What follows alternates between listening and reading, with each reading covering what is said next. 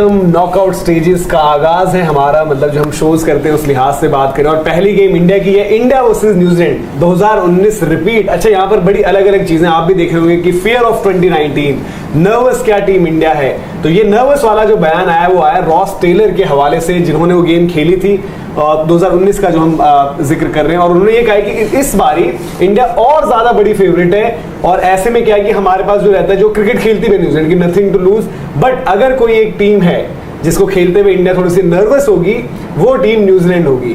तो इस पर बात करेंगे, न्यूजीलैंड की क्या स्ट्रेटेजी चल रही है। न्यूजीलैंड का आज प्रैक्टिस भी वहां पर एक सेशन था, साथ साथ राहुल भाई भी जुड़ेंगे वानखेड़े से।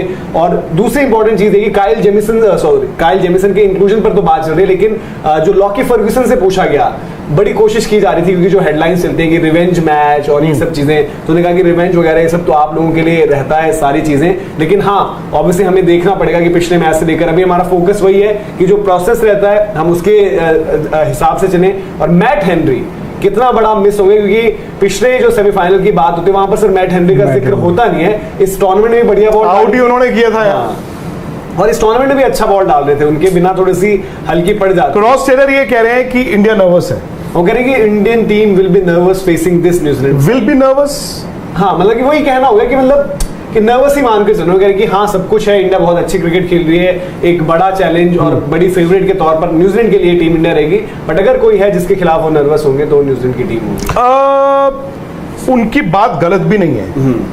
और दूसरी बात ये भी है कि सेमीफाइनल है, तो दो चीजें आप चेज कर रहे हैं ना। एक ये कि न्यूजीलैंड आपकी बोगी टीम है, ठीक है, हमने उनको धर्मशाला में हरा दिया, हाँ। तो वो कुछ हद तक वो जो है वो जो विश है जो वो थोड़ा सा कम हुआ, विश एज इन जहर वाला विश। हाँ।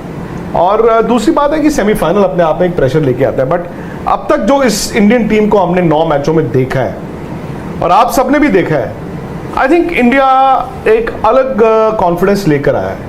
और मेरा तो ये भी मानना है कि न्यूजीलैंड अगर ये कहता है कि we have nothing to lose, वो भी गलत बोल रहे हैं।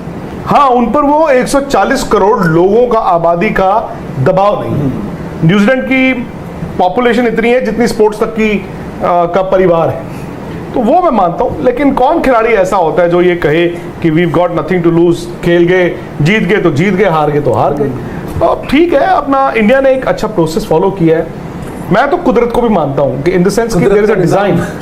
हाँ, उसको जो मर्जी कहें, बरसात वाला नहीं, लेकिन अगर आप अच्छा खेल रहे हो तो क्यों नहीं। अगर आप इस बार देखो 19 में अगर ट्रक आया था तो हम वाहिद टीम ऐसी नहीं थी जो जीतने लायक थे भाई, हम इंग्लैंड से भी तो हारे ही थे ना। अगर आप 15 में सेमीफाइनल ऑस्ट्रेलिया से हारे थे तब भी हमारा ऑरा ऐसा नहीं था। 11 में हमारा ऑरा था, हम जीत गए।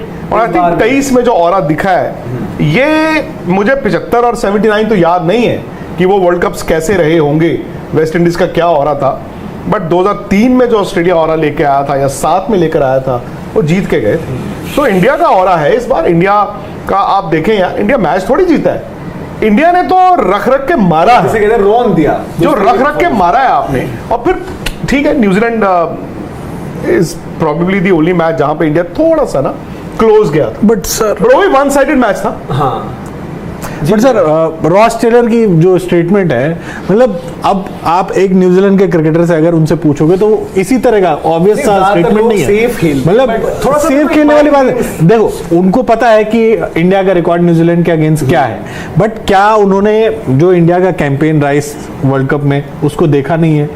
अगर उन्होंने देखा होता तो इस तरह की स्टेटमेंट नहीं देते। क्योंकि एक चीज आज ही मैं देख रहा था, एक पॉडकास्ट पर एडम गिलक्रिस्ट भी कह रहे थे कि भाई जो क्योंकि उनका भी सेमीफाइनल का सिनेरियो डिस्कस हो रहा था। 2007 में उन्होंने अगेंस्ट साउथ अफ्रीका को खेला था, ऑस्ट्रेलिया वर्सेस साउथ अफ्रीका जो गेम रही थी वहां पर। तो कहते कि भाई मुझे भी पता था, नो डाउट जैक कैलिस एक बहुत बड़ा प्लेयर है, आप आंकड़े देखोगे प्रॉब्ली द बेस्ट ऑलराउंडर जो आपके रहे हैं, बट हमें ये लगता था कि भाई जैक कैलिस ऐसा प्लेयर नहीं है कि जो अकेले ही अपनी बैटिंग पर जिस तरीके से खेलता है मैच जिता दे। और रिकी पॉन्टिंग ने एक दिन पहले वो प्रेस कॉन्फ्रेंस में बात बोल दी, और हुआ क्या कि उस दिन पहले तो शायद उन्होंने बोला कि वो थोड़ा सा सभी बल्लेबाजों में नजर आया, और कैलिस जो अनकैरेक्टरिस्टिक आप उनसे एसोसिएट नहीं करते, 2-3 बॉल बाद वो निकल कर मारते हैं, मैकग्राव को बोल ऐसे तो दिमाग पे चल जाती है थोड़ा सा। हर कोई करता है माइंड गेम्स। अब लोग ये भी करेंगे क्रिकेट ऑस्ट्रेलिया ने धीरे धीरे जो रोहित शर्मा को बाहर रखा है वर्ल्ड कप की जो उनकी टीम बनी है, वो कह रहे हैं कि वो भी थोड़ा सा हो सकता है माइंड गेम जैसे ऑस्ट्रेलिया खेलती है। ऑस्ट्रेलिया का मीडिया एक बहुत बड़ा रोल भी उसमें निभाता है, हालांकि सबसे फ्रंट जो करता है इस चीज को फॉक्स क्रिकेट रहता है, वो अलग ही चीजें करता है। बट ऑस्ट्रेलिया ने एक ये चीज तो मान लेना भाई, उनके दिमाग में तो फाइनल से इंडिया खेलने की बात सोच रहे हैं ना कम से कम। अब यहाँ तो ऑस्ट्रेलिया तो कह रहे हैं भाई, मतलब बट आई थिंक ऑस्ट्रेलिया का जो बयान है कि यार इंडिया नर्वस, मतलब थोड़ा सा हो गई है सच में, मतलब मुझे ऐसा लगता है इसका क्यों, क्योंकि हमने WTC का कि हम करवा देंगे नर्वस अगर इंडिया है नहीं, हम वही बात है। धीरज आप किसी इंडियन प्लेयर से पूछो तो वो क्या बोलेंगे, वो यही बोलेंगे भाई इंडिया ने बेहतरीन क्रिकेट खेली है, न्यूजीलैंड आगे से नर्वस होगा बजाय कि इंडिया के नर्वसनेस कम करने के लिए। नहीं, लेकिन एक बड़ी अच्छी चीज है वैसे, आपकी डाइट अच्छी होगी, आपका प्रोटीन अच्छा होगा, तो भाई आप की सोच भी अच्छी होगी। प्रोटीन सर आज अब हर जगह वही, कभी कुदरत आप बार पाकिस्तान को ले आते बीच में, आज इमाम को बीच में। सर शायद ये कहना चाहते, खेल से तो अभी तक जो हमने सारी बातें कर ली है, अब अगर कुछ होता है तो वो गड़बड़ी होगा। मैंने समोसे खाए, फैट भी तो खाया।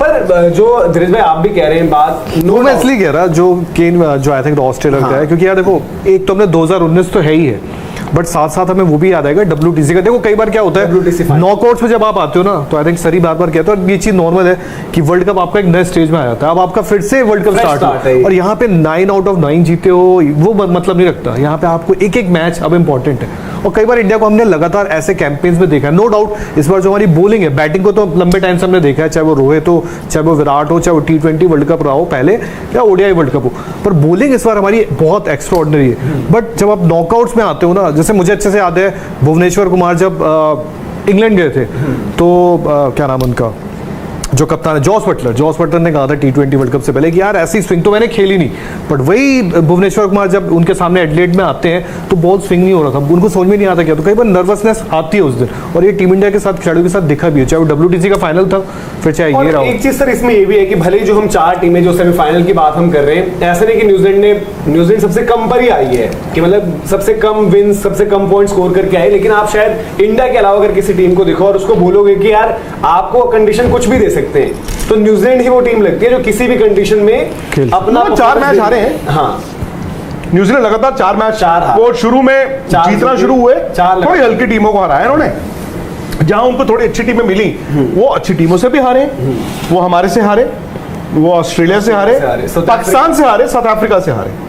तो न्यूजीलैंड का भी अगर आप देखें, न्यूजीलैंड उस तरह से परफॉर्म नहीं कर रहा था, उनके 2-3 प्लेयर बड़े अच्छे हैं, मिचेल सैंटनर और रचिन रविंद्र, ये 2 हैं जो आउटस्टैंडिंग निकल के आए हैं। डैरल मिचेल ने भी रन बनाए, बट डैरल मिचेल के बैटिंग में वो चीज नहीं आपको दिखी, वो खौफ तो मैं कहता हूं ज्यादा बल्कि रचिन रविंद्र का है, the way he is batted, उनका यार पता ही नहीं चलता कि वो कब आगे क्या, और लंबी पारी खेलते हैं, वो सबसे बड़ी है, वो अपनी बारी लेते रहते हैं, लंबी लेते हैं, तो ठीक है। अब ये तो राहुल ने अभी बताया, राहुल रावत जी ने, तो हमारे साथ जुड़ने भी वाले हैं, उन्होंने बताया कि विकेट जो अभी दिख रही थी आपसे तकरीबन पौना घंटा पहले ड्राई दिख रही थी, क्योंकि मुंबई में क्या है ना, आमतौर पर आपको दूर से विकेट का पता चल जाता है, और लाल मट्टी होती है, वो स्टैंड्स में खड़े थे, उन्होंने बताया, उन्होंने कहा जी मतलब ड्राई विकेट है, और ये ड्राई विकेट अगर दिख रही है, कब दिख रही है, आज, और सेमीफाइनल कब है, परसों, तो थोड़ा सा कल हल्का फुल्का आप उसको पानी देंगे सुबह, उसका आप उसको रोल करेंगे, तो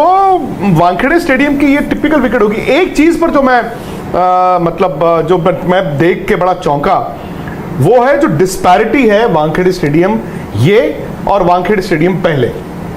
वानखेड़े स्टेडियम आपको याद होगा, हमेशा टीमों ने लंबे रन बनाए और चेज करना, वहां पर टीम चेज करना चाहती थी, क्यों? क्योंकि यार पता नहीं कितने रन बनेंगे, आराम से चेज हो जाता है। इनफैक्ट अगर आप देखें 7:30 के बाद, 8 के बाद वो विकेट पर गेंद इतना अच्छा आता है बल्ले पे, थोड़ी बहुत ओस भी गिरती है, जो मैक्सवेल ने उस दिन किया जी। लेकिन हो ये रहा है, और बड़ा दिलचस्प है कि जो टीम पहले बैटिंग कर रही है वो पावर प्ले में तकरीबन 48 रन बना रही है पर विकेट, मैं पर विकेट कह रहा हूं, रन रेट तो अच्छा ही होगा, पर विकेट 48 रन। जो टीम चेज कर रही है वो पावर प्ले में एवरेज उनका स्कोर है 9.88, यानी कि 10 रन से कम में 1 विकेट गिर जाती है, जो कि मतलब जमीन आसमान का फर्क है। इसका मतलब यह है कि जो दूसरे 15 ओवर हैं, मतलब दूसरी टीम के पहले 15 ओवर जो होंगे, जो बैटिंग चेज करेगा, उन 15 ओवरों में वो टीमें हार रही हैं। क्यों? एवरेज 4 विकेटें गिर रही हैं, आपकी 3-4 विकेटें गिर जाती हैं। 4 मैचों में 17 विकेटें गिरे, तो विच मींस कि यार आप नीचे लग जाते हो। अब सवाल यह है कि इंडिया और न्यूजीलैंड भी किस सोच के साथ आते हैं। क्या इंडिया उसी टेम्पलेट पे चलेगा जिस टेम्पलेट पे उन्होंने इस वर्ल्ड कप में बैटिंग की है, जहां Rohit Sharma takes on the bowlers and then Virat आके कंसोलिडेट करते हैं, फिर अय्यर हैं, राहुल हैं, सूर्य हैं, या फिर इंडिया ये कहेगा कि यार एक काम करते हैं कि जी जो पहले 10, 12, 15 ओवर हैं जहां पे बॉल ने हिलना है, अगर आप चेज करते हो तो इसको निकाल देते हैं। हम बॉलर को डोमिनेट नहीं करते, हम बॉलर के पीछे भागते नहीं, हम निकालते हैं। क्यों? क्योंकि ड्रामेटिकली 15 ओवर के बाद विकेट इंप्रूव हो जाता है, वो फिर उसमें रन ही रन है। या फिर अगर आप टॉस ही जीत गए तो फिर तो बैटिंग बहुत ही बड़ा मतलब बुल्ले लूट लिया आपने। बट ये चीज देखनी पड़ेगी। और आपसे गुजारिश है, अगर हमारी वीडियोस अच्छी लगी करें तो लाइक ज़रूर किया कीजिए, सब्सक्राइब कीजिए ताकि हमें हौसला अफजाई होगी, और साथ ही साथ बेल आइकन को ज़रूर प्रेस कीजिए ताकि हर न्यू आने वाली अपडेट आप तक सबसे पहले पहुंच सके। अल्लाह हाफ़िज़।